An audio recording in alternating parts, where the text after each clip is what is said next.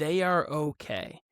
They are going to be just fine. Stephanie White and Caitlin are going to be just fine. It is only 8 games in. She has only played 7 and only played 20 games over the last 2 or season and a quarter of the WNBA. She is going to be okay. That I make you drop a dime for, because my rhyme's cleaner than a 3-piece at time for.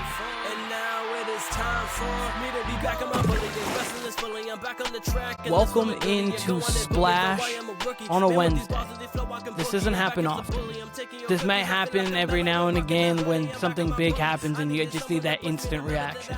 But I recorded earlier today. Tuesdays and Fridays are the days that we drop. And so you guys know that, make sure you hit the subscribe button and hit the notification bell for every time that we upload here at Splash so you don't miss anything. But today, I recorded. I talked a lot. I went through the echelon, which is the power rankings. If you haven't gone and checked that out, go check that out. But I didn't talk about the Caitlin Clark and Stephanie White saga. Why haven't I talked about that? Because I stayed away from all of that negative news. I like to talk about a lot of positive things here, but sometimes when you're in the circuit, when you're in this space, you're going to talk about the negative. And I feel as if this negative is being overblown too much, and the conversations around it are not the proper conversations. People are having conversations because they want to be either clickbaitish on one side or the other, and they're not having the honest conversations with themselves of what's going on, what's transpiring, and how this can change. There are definitely some flaws, there are definitely some lows to discuss, but at the same time, I feel as if things are being overblown and people just need to take a step back, relax. So, without further ado, I know that's a little longer of an intro, but let's just get into this. Caitlin Clark, we know everything that happened between Caitlin Clark and with Stephanie White. Stephanie White talking to Caitlin Clark about the lack their defense, the lack thereof that she was playing in their recent loss, 100-84 to the Portland Fire.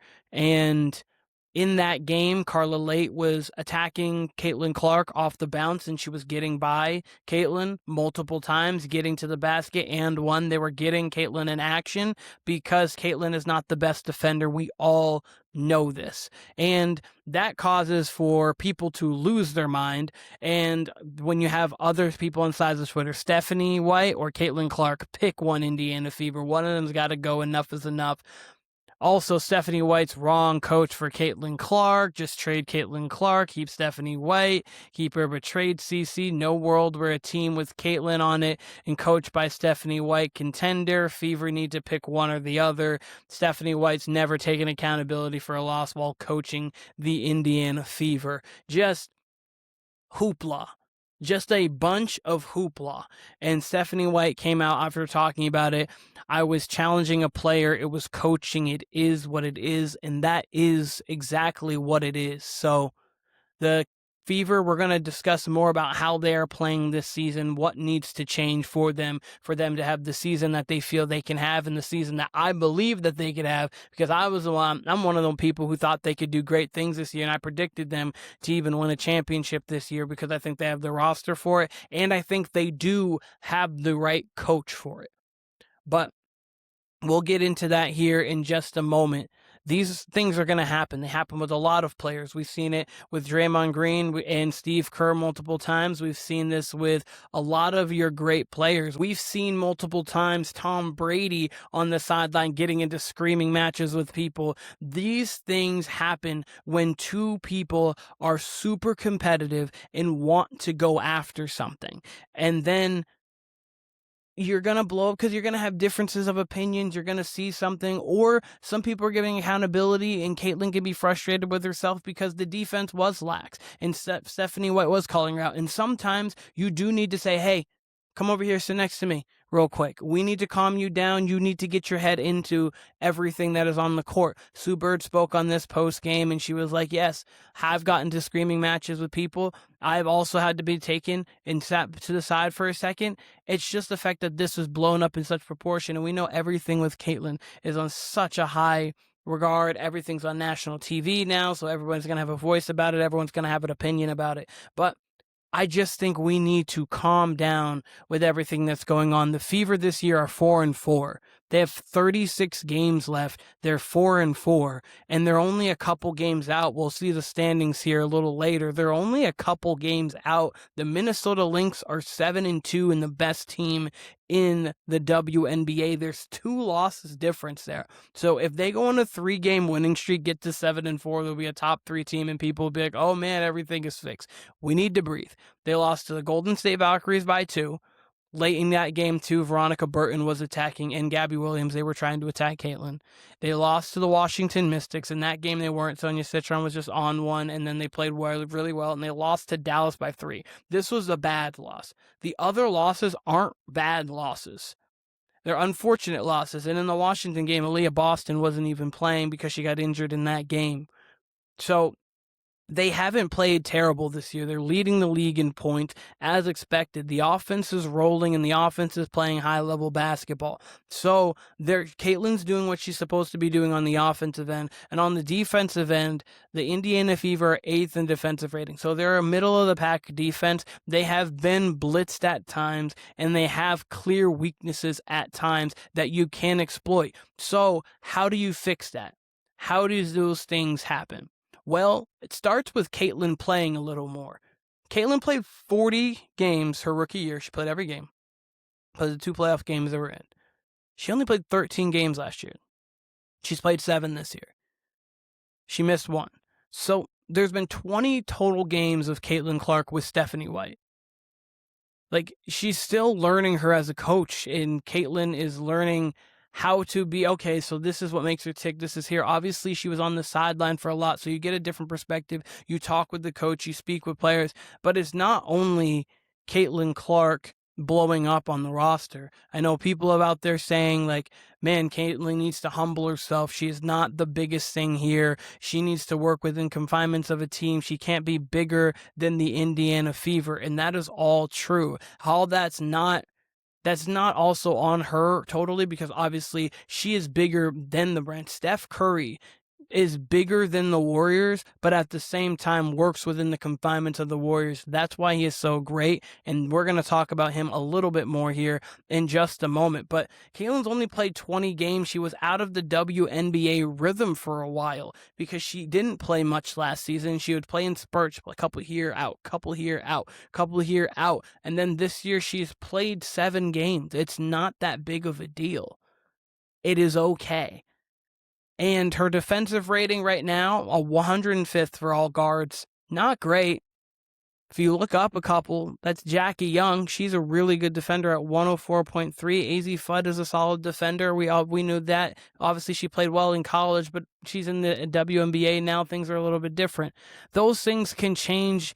And Caitlin, we know, is not going to ever be a lockdown defender. She's not going to be a high-level defender. What she can be is a high-effort defender and a defender who can play well within the system, play smart, and play active. I bring up Luka Doncic here in this because Caitlin always gets compared to Steph because of the range. She plays more like Luka than any other player in the NBA. She is more that the heliocentric offense, the skip passes, the high IQ, the high level passing, the way that she can control the offense. She plays more like Luka than she does like Steph. She's not only coming off of pin downs and around and then trying to only dance with the ball. She really has the ball in her hands the most. Obviously she passes and stuff, but she has the ball in her hands, and that's how the offense goes. That's how Luka plays. And when things are rolling for the Lakers or when things are rolling for the Mavericks and Luka was playing well, you built the team around him to get long, athletic defenders so he didn't have to really guard the best team's player. You hit him in the corner. Teams would try to attack him, and then basically you have to play with effort if you have to play in space defensively. And at times when everything was going good, Luka's defense was not really a question mark because the team was playing fine, and you had the Mavericks when they went to the finals. They had a higher defensive rating because Luka bought in, was playing fine, and then obviously you had people like Derek Lively, Daniel Gafford, PJ Washington around the side playing good defense for him. But then on the Lakers, when things were going bad and the defense wasn't looking good early in the season, it was like, man, Luka is a cone. He can't do anything. He is terrible. And that is the way that it approaches with Caitlin. I now bring up Steph Curry because it was the same kind of thing for Steph early on before he gained muscle, before he took pride in playing defense. With the 14-15 Warriors, 15-16 Warriors, it was okay. We've got to go in there. We've got to attack Steph, get him in space, make him defend because he is the guy we're going to target. At the end of games, he would get pulled for defense to offense rotations because he's not one of the 5 best perimeter defenders on, or 3 best because you have a couple posts, but one of the best defenders on the team. You'd rather Iggy in there. You may get Sean Livingston in there. You might get whomever else in the games for there. Steph took that to heart, and Steph said, okay, let me get stronger and let me get better as a defender. The one thing Steph has always been is active, and he tries on the defensive end. You can never question his effort just because he's not good at it. Not good, I can't even say that. He is right now an average defender, especially at this age, but I think at peak he was a slightly above average defender. And that's because he was bought in. He worked at it, he went for it, and he bought into being that defender. And that's what Caitlin needs to do. That's really what it comes down to. It's not that she needs to humble herself and thinks that, oh, I'm better than everybody on the Fever. Or, oh, the same rules don't apply to me as they apply to other people. Because in some capacity, they don't, because they're not Caitlin. They're not at that level. They can't do the things that she can do. They are not that special. Can't pull up from 30, bring everybody into Cambridge Fieldhouse and blowing that place up with greatness, making the passes that she does, rebounding at a high level for a guard, ball handling at a high level for a guard. They can't do those things. But obviously people are going to continue to attack her, and that is going to be for the rest of her career. They're going to make her play defense to, one, get her in foul trouble as she did in the last game, 2, because the best play to beat Caitlin is to not have her in the game. So what can you do, Caitlin, to do that? You can have, one, you build the roster around her. So you have defenders, you have Lexi Hull, you have Aaliyah Boston. They probably are going to need to get at some point another long athletic wing to play around her too, just to make it so, yeah, we can kind of hide you defensively, and you don't have to be guarding players like Veronica Burton or having to go out there and against the Atlanta Dream have to say, well, let me go see what Alicia Gray is up to right now. You don't want those matchups to happen, and especially when you have Kelsey Mitchell, who puts effort in defensively. But she's another example of this. She puts in the effort defensively. She's laterally quick. She is just small and not the strongest, so she's not the best of defenders, but she does actively try. Caitlin just needs to do that. And then, as Sue Bird said really eloquently in the postgame, learn everybody's tendencies. Know what they can do well, know what they want to do, and know what they can't do as well as they can do the other things, and force them to do that. Your smarts and intelligence and your IQ is what's going to make you go from a below average defender to an average defender. And all you need to be, Caitlin, is an average defender. So that's where people are going over the top. They're basically making it seem like, oh, having to say, we got to trade Caitlin or trade Stephanie. Stephanie, yes, you're supposed to get on Caitlin. Hey, do better. I've seen Steve Kerr yell at Steph plenty of times. Hey, you need to be there. That is your rotation. That is your fault. That's what coaches do. They're supposed to be that. We watch Jose Fernandez light up his team early in the season for the Dallas Wings. What have they done? Responded.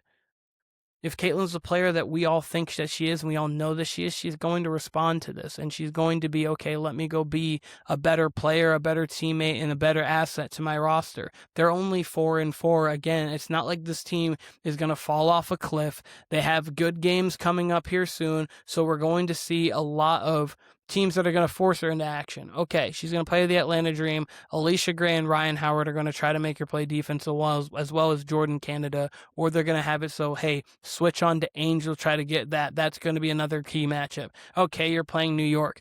Well, and let's see what you can do if Sabrina does play in that game. Let's see what you can do against Sabrina. Let's see what you can do against Sonya. They're going to try to get her into those spaces where she has to defend at a high level. And that's where the team, one, needs to have a defensive scheme to help her so she can be in the best position possible, to where it might be late in the shot clock and Aaliyah Boston can help over, or Lexi Hull can help over, or you send a high double team or whatever. Whatever the schemes are and whatever the situations are, they need to have schemes around that, because if they're going to just let Caitlyn be on an island. This is going to continue to happen because she's not overnight going to become a Hall of Fame badge defender on 2K. And again, overreact. They're sitting right now at the 9. I believe that is 2, 4, 6, 8. Yeah, I think it's the 9 or the 10 roughly. If they win 2 games and a couple teams lose, they move up to the 6. Like, they have the ability to move up. They're 1 loss away from being the 3 seed and 2 losses from being a 1 seed. They're not in that bad of a position. They are okay. They are going to be just fine. Stephanie White and Caitlyn are going to be just fine. It is only 8 games in. She has only played 7 and only played 20 games over the last 2 or season and a quarter of the WNBA. She is going to be okay. She has some things to work on, but so does the team. In this first year she was there, in the second half of the season, they turned it on. Last year, they were able to turn it on late into the playoffs and be able to be a team that almost got to the WNBA finals. Things will be all right. Everyone just needs to relax, take a breath. It'll be fine. But this game is going to be lightning. It's going to be fireworks. It's going to be cinema on Thursday, 7 o'clock on Prime. We've got the fever and the dream, and let's see how Caitlyn responds to this, because this is going to be on Prime. This is going to be a big game. This is going to be one of the bigger games of her career, because she's played in 2 playoff games, haven't played at one at home. That's going to be a sight this year. Hopefully they do get to the playoffs. I don't see a world where they don't, but you're gonna have to play defense, and we know that, but it's not the end of the world. It's coaches and players. This happens to. It is fine. It's just now, how do you respond? That's it.